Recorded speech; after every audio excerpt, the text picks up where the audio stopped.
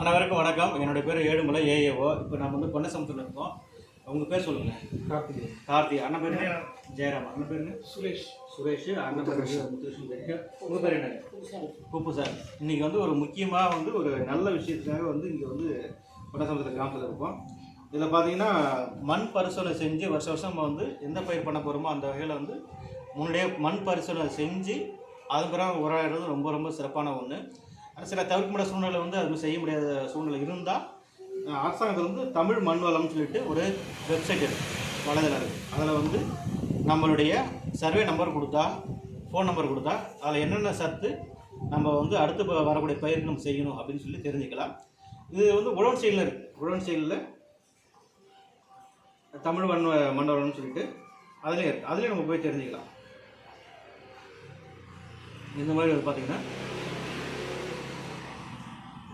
உடன் செயலில் இருக்கும். இதில் தமிழ் மண் வளம் இந்த இதில் வந்து நம்ம போய் தெரிஞ்சுக்கலாம். இது ஃபோனில் வந்து எல்லா ஃபோன்லேயும் நீங்கள் வந்து இன்ஸ்டால் பண்ணிக்கிட்டு அதன் பிரகாரம் வந்து நீங்கள் வந்து உரத்துங்களை இடலாம்.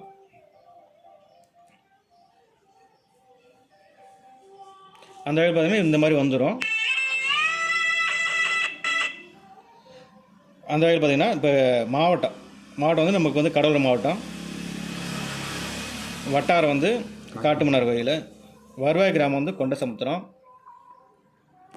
சர்வே நம்பர் அண்ணா சர்வே வந்து 159.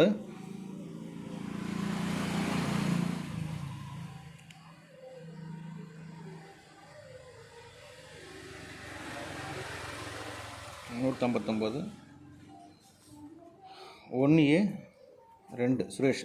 உங்கள் பெரிய இதில் இருக்குது. உங்கள் ஃபோன் நம்பர் சொல்லுங்கண்ணே. 9894446422. இதில் சமர்ப்பிக்கணும் கொடுத்தா சமர்ப்பிக்க வந்துடும். இந்த மாதிரி வந்து இதுக்கு உண்டான டீட்டெயில் ஃபுல்லாக இந்த ரிசல்ட் ஃபுல்லாக வந்துடுது. நம்ம வந்து என்ன பயிர் பண்ண போகிறோம், நெல் பயிர் பண்ண போகிறோம்னா நெல் பயிர், இந்த நெல் பயிர் தேர்ந்தெடுக்கணும். பயிர் வகைகள் கொடுத்துருக்காங்க. நெல் அப்படின்னு செலக்ட் பண்ணிடுறோம். பயிர் வந்து நெல் தான். வகை வந்து நம்ம மானாவாரியான்னு கேட்குது, இருவான்னு கேட்குது. நம்ம 20 போரில் போடுறோம். பரிந்துரை அளவு கொடுத்துருக்காங்க. இதில் வந்து இந்த மாதிரி வந்துடும். தழைச்சத்து எவ்வளோ போடணும், மணிச்சத்து, சாம்பல் எவ்வளோ போடணும் இருக்குது. அதுக்கு யூரியாவை அவங்களே கன்வெர்ட் பண்ணி கொடுத்துருக்காங்க. யூரியா ஒன்றுனா ஒரு 110 கிலோ போட்டால் போதும். 2 முட்டை அளவுக்கு வந்து பிரித்து கொடுக்கணும். டிஏபின்னா 1 முட்டை போடணும். பொட்டாசு வந்து 70 கிலோ போட சொல்லியிருக்காங்க. ஜிப்ஸை வந்து போடணும். ஜிப்ஸை வந்து பார்த்திங்கன்னா 286 கிலோ போடணும். இது வந்து நம்ம வந்து ஃபஸ்ட்டு உழவு பண்ணுறதுக்கு முன்னாடியே பார்த்திங்கன்னா போட்டுட்டு நம்ம உழுதோம்னா இந்த அடியில் இருக்க அடிக்கட்டெல்லாம் வந்து தட்டெல்லாம் வந்து மக்கிடும். இது வந்து மற்ற பரிந்துரைனா இது வந்து குறுஞ்செய்தியாக கூட அனுப்பிக்கலாம்னு சொல்லிட்டாங்க.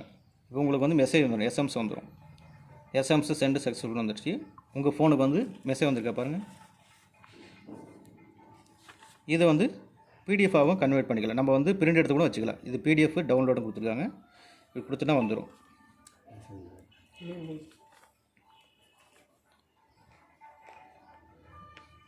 இந்த மாதிரி வந்து இந்த பிரிண்ட் எடுத்து கூட வச்சுக்கலாம். பிரிண்ட் கொடுங்க.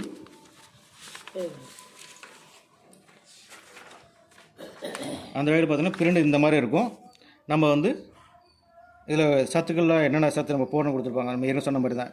யூரியா எவ்வளோ போடணும், டிஏபி எவ்வளோ போடணும், பொட்டாசியம் எவ்வளோ போடணும்னு சொல்லிட்டு இருக்கும். இதில் முக்கிய குறிப்பான பரிந்துரை கொடுத்துருக்காங்க. பருவத்திற்கு ஒரு முறை பயிர் அறுவடைக்கு பிறகு மண் பரிசோதனை செய்திட வேண்டும் அப்படின்னு சொல்லி ரொம்ப ஃபஸ்ட்டு பாலம் கொடுத்துருக்காங்க. அது மாதிரி சமச்சீர் உரங்களை, வேளாண்மை முறைகளை மேற்கொள்ள வேண்டும் அப்படின்னுருக்காங்க. நம்ம வந்து தொழு உரமும் போடலாம், மற்ற பசுந்தாள் உரங்களும் போடலாம். அந்த மாதிரி வந்து எல்லா உரங்களும் கலந்து போகிற மாதிரி சொல்லியிருக்காங்க. அப்புறம் பூச்சி தாக்கலை குறைக்க தழைச்சத்து மற்றும் சாம்பல் சத்து உரங்களை பிரித்து இட வேண்டும் அப்படின்னு சொல்லியிருக்காங்க. யூரியா, பொட்டாசு சரிங்களா, அதை வந்து ஒரே டைமில் கொடுக்காம 2 முறை 3 முறை 4 முறை பிரித்து கொடுங்க அப்படின்னு சொல்லியிருக்காங்க. முக்கியமாக பார்த்திங்கன்னா வரப்பு பயிர் விதைப்பதால் நன்மை தரும் பூச்சிகள் பெருகும். இந்த பொறிவண்டு, ஊசி தட்டா, இந்த மாதிரி வந்து குலவி, இந்த மாதிரி வண்டுலாம் பார்த்திங்கன்னா இது இருக்கும். நம்ம முக்கியமாக நெல் பயிர் பண்ணும்போது நம்ம வந்து சாமந்தி பூ நடலாம். மஞ்சள் கலர் சாமந்தி பூவு நடலாம். துவரை நடலாம். இல்லைன்னா கார்த்திகை மார்கழி பட்டத்தில் வந்து பார்த்திங்கன்னா உளுந்து வரப்பில் விதைச்சி விடலாம். அப்படி செஞ்சோம்னா நமக்கு வீட்டுக்கு உண்டான வருமானம் கிடைக்கும். அந்த நல்ல செய்தி பூச்சி அதிகமாக இருந்தாலும் பூச்சி நோய் வந்து குறைஞ்சிடும். நெல்லில் வந்து குருத்து பூச்சி மற்றெல்லாம் குறையும். குருத்து பூச்சி, ஆனைக்குமணி இதெல்லாம் குறைஞ்சிரும். இந்த மாதிரி செய்யுங்க. உயிரினங்கள் பயன்படுத்த சொல்லியிருக்காங்க. உயிரினங்கள் அசோஸ்பெர்லம், பாஸ்போர்டியா, பொட்டாஸ் பாக்டீரியா இது வந்து விதை நேரத்தை செய்யலாம். நாற்றுல நினச்சி நடலாம். முக்கியமாக பார்த்திங்கன்னா வயல்னு இடலாம். வயல்லையும் கொண்டு விடலாம்.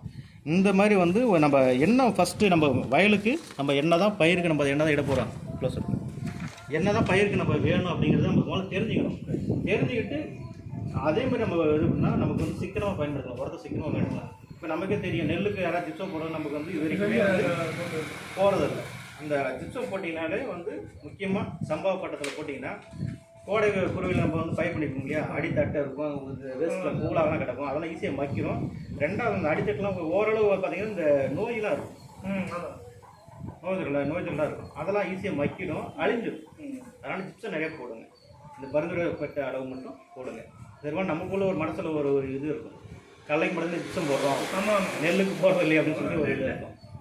அதனால் வந்து நெல்லுக்கும் போடணும்.